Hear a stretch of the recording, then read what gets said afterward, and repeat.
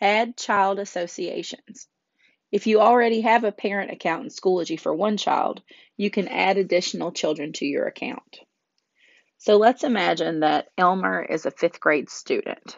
So I already have an account for Elmer, and then his sister, who is in kindergarten, Minnie Mouse, gets a parent code as well. I go to the top right and click on that arrow by Elmer's name, and I'm going to choose Add Child. And the box will pop up for me to put in Minnie's code.